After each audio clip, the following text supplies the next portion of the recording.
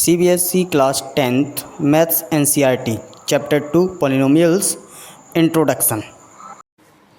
Hello students, मैं P Singh आपका KCC math and science YouTube channel में स्वागत करता हूं। और इस वीडियो में आज हम बताने वाले हैं chapter number 2 of NCERT of mathematics class 10th, जिसका नाम है पॉलिनोमियल्स। पॉलिनोमियल्स के केवल इंट्रोडक्शन के बारे में आज हम डिस्कस करेंगे। तो इंट्रोडक्शन में क्या है कि सबसे पहले हम ये जान लेते हैं पॉलिनोमियल्स हैं क्या। तो पॉलिनोमियल्स को जनरली हम कहते हैं अलजेब्रिक एक्सप्रेशंस। क्या बोलते हैं? अलजेब्रिक एक्सप्रेशंस, जिनके बारे में हम क्लास 6, 7, 8 में पढ़ चुके हैं। 6, 7, 8 में उसे हम पॉलिनोमियल्स नहीं कहते, उसे हम बोलते हैं अलजेब्रिक एक्सप्रेशन। अब अलजेब्रिक एक्सप्रेशन जैसे कि 6x + y, जैसे कि उसने लिख दिया 2x + 3, जैसे कि उसने लिख दिया x + 2, ये सभी अलजेब्रिक एक्सप्रेशंस हैं। तो ये अलजेब्रिक एक्सप्रेशंस को हम क्लास 9, 10 में जाके कहते हैं पॉलिनोमियल्स। अब कौन से अलजेब्रिक एक्सप्रेशंस ऐसे होते हैं जो पॉलिनोमियल्स की कैटेगरी में इंक्लूड नहीं किए जाएंगे, पहले हम उनको जान लेते हैं। तो जैसे कोई पॉलिनोमियल, पहला टर्म ये होता है कि ये जो टर्म है that is called variable term. इसे हम क्या बोलते हैं? Variable term. अच्छा, वेरिएबल का मतलब आप जानते हैं? वेरिएबल का मतलब होता है जो चीज़ बार बार चेंज होती रहती है। इसका मतलब चेंजेबल थिंग। इसे हम क्या बोलते हैं? Changeable thing.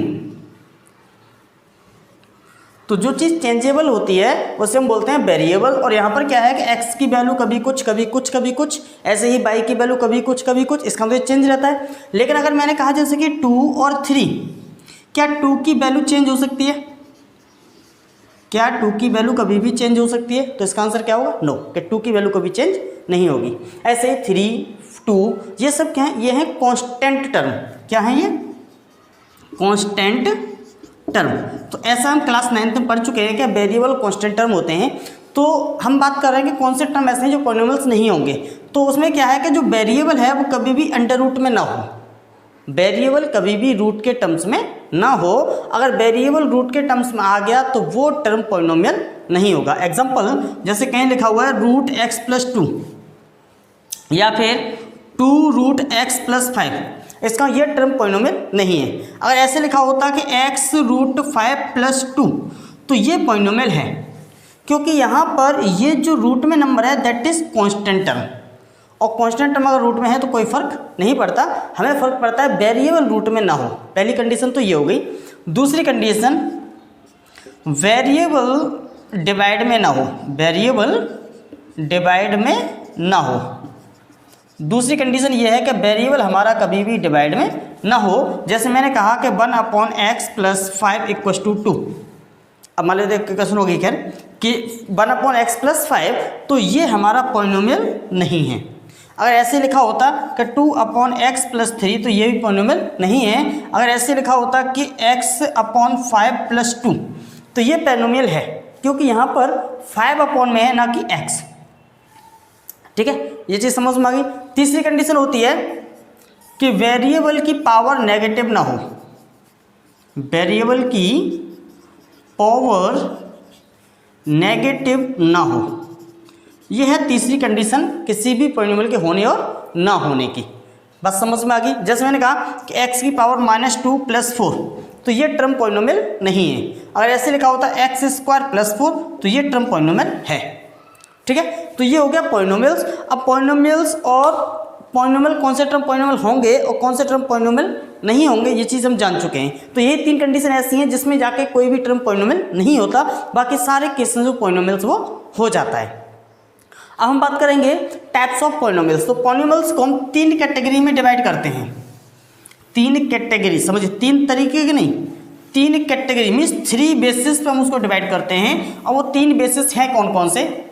सबसे पहला बेस, पहला होता है टर्म बेस्ड, कि उसमें कितने टर्म हैं। अगर 1 टर्म है, 2 टर्म है, 3 टर्म है, या 4 टर्म है, या फिर मोर देन 4। ठीक है, इसको हम क्या लिखेंगे कि मोर देन 4 टर्म है। ठीक है, तो 1 टर्म को हम बोलते हैं मोनोमियल, ठीक। 2 टर्म है, 1 टर्म है, 2 टर्म है तो हम बोलेंगे बाइनोमियल। अगर 3 टर्म है तो ट्राइनोमियल। ऐसे अगर 4 टर्म है तो क्वाड्रानोमियल। क्या बोलेंगे? क्वाड्रानोमियल। और मोर देन 4 टर्म है, मोर देन 4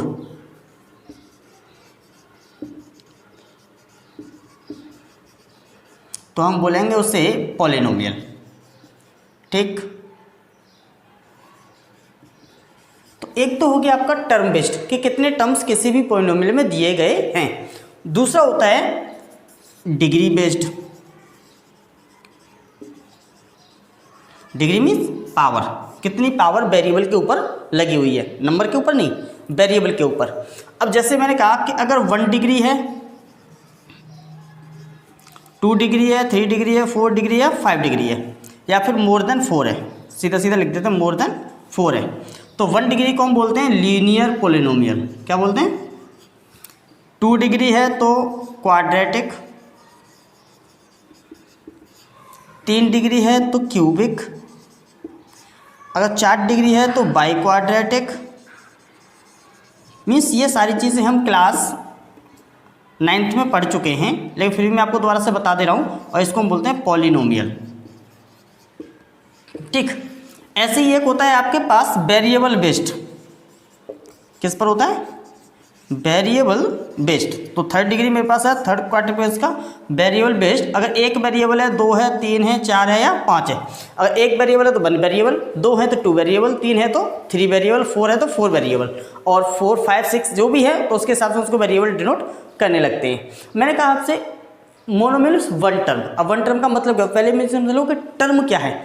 तो टर्म मैं आपको बता चुका हूँ। जैसे मैंने कोई पॉलिनोमियल लिखा हुआ है कि 2x² + 4x + 5 प्लस, हाँ सपोज दैट इतना है। अब यहाँ पर ये एक सिंगल टर्म है, ये एक सिंगल टर्म है और ये एक सिंगल टर्म है। इसका मतलब इसमें केवल 3 टर्म है। कितने टर्म है? 3 टर्म्स। और 3 टर्म्स हैं तो ये हो जाएगा मेरा ट्राइनोमियल। ठीक। अगर ऐसे लिखा होता कि x + 5 तो इसमें कितने टर्म्स हैं? 2, एक x का और एक 5 का, तो ये हो जाता मेरा बाइनोमियल। बात समझ में आ गई? ओके। ऐसे ही मेरा सिंगल टर्म है, इसमें लिखा हुआ केवल 2x, तो मेरा हो गया मोनोमियल। ऐसे अगर सामने क्वाड्रानोमियल, क्वाड्रानोमियल 4 टर्म होंगे। 4 टर्म मतलब जैसे 4x³ + 4x² + 3x + 2। अब यहाँ पर ये कितने टर्म्स हैं? 4, 1 2 3 4, और 4 टर्म है तो ये हो जाएगा क्वाड्रानोमियल। ऐसे का 4 से ज़्यादा है तो पॉलिनोमियल। अब बात करते हैं डिग्री बेस्ड। डिग्री बेस्ड में अगर लीनियर की बात करेंगे तो x + 5, ये लीनियर है। यहाँ पर हमें टर्म काउंट नहीं करने हैं। टर्म वो 1 भी हो सकता है, 2 भी हो सकता है, 4 भी हो सकता है, 50 भी हो सकता है, 100 भी हो सकते हैं, बट डिपेंड ये करता है कि पावर कितनी है। तो मैक्सिमम पावर अगर 1 है तो वो हो जाएगा आपका लीनियर। अगर मैक्सिमम पावर 2 है, इसका मतलब वो कैसे हो सकता है? जैसे कि 2x² + 4x + 5। अब यहाँ पर जो x की मैक्सिमम पावर है दैट इज 2, और 2 है तो इसका क्या बोलेंगे? Quadratic polynomial. ऐसे क्यूबिक में क्या होगा? जैसे मैंने कहा कि x की पावर 3 + 4x। अब यहाँ पर तो बस हमें देखना है मैक्सिमम पावर कितनी। मैक्सिमम पावर है 3, टर्म्स से मतलब नहीं है, टर्म्स कितने भी हों, मैक्सिमम पावर 3 है तो ये हो जाएगा आपका क्यूबिक। ऐसे ही बाई क्वाड्रेटिक में x की पावर 4 + 2x + 5, कोई भी आप एक एग्जांपल दे सकते हैं। तो इस तरीके से हमारे पॉलिनोमियल्स हमारे काउंट करेंगे।